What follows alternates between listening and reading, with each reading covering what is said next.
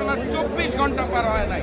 24 ঘন্টা তফসিল ঘোষণা না যেতেই হাদির উপরে এই আক্রমণ প্রমাণ করে যে হাদির জনপ্রিয়তাকে নতুন জালেমরা ভয় পায়, আগামী নির্বাচনকে তারা ভয় পায়। ওই আওয়ামী লীগের মতোই তারা ওই হুন্ডা গুন্ডা আর গুলির রাজনীতিতে ফেরত যেতে চায়। ভাই স্বরাষ্ট্রমন্ত্রী সম্পর্কে কিছু বলেন ভাই, স্বরাষ্ট্রমন্ত্রী সম্পর্কে কিছু বলেন। না এই অন্তর্বর্তী সরকারের কার্যক্রমই হচ্ছে একদম শুরু থেকে আপনারা যেটা দেখবেন সেটা হচ্ছে অত্যন্ত সুশীল। তারা শক্তভাবে দেশ পরিচালনা করতে পারে নাই, এই কারণে এরকম বারবার হামলা। আমরা অতীতে নূরের উপরেও হামলা দেখেছি, আমরা এখন এসে হাদির উপর হামলা দেখলাম। এবং সময়টা কখন? যখন তফসিল ঘোষণা হয়ে গেছে তার 24 ঘন্টার মধ্যে। ভাই স্বরাষ্ট্র উপদেষ্টা কি নির্বাচন করার যোগ্যতা রাখে ভাই?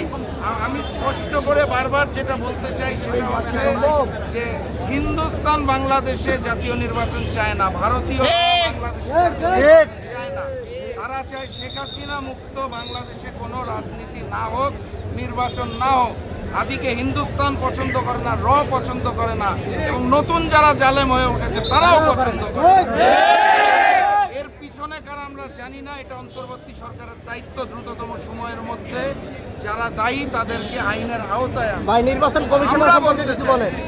আবু সাইদের হত্যার পর যেভাবে লক্ষ আবু সাইদ জন্ম নিয়েছিল, আজকে হাদির আক্রমণের পর লক্ষ হাদি গর্জে উঠবে। আমরা নতুন বাংলাদেশে নতুন জালেম হতে দেব। এই মুহূর্তে হাদির অপারেশন চলছে, আমি ডাক্তারের সাথে কথা বলে এসেছি।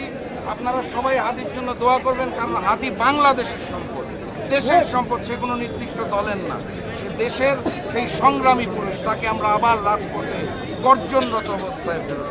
ধন্যবাদ।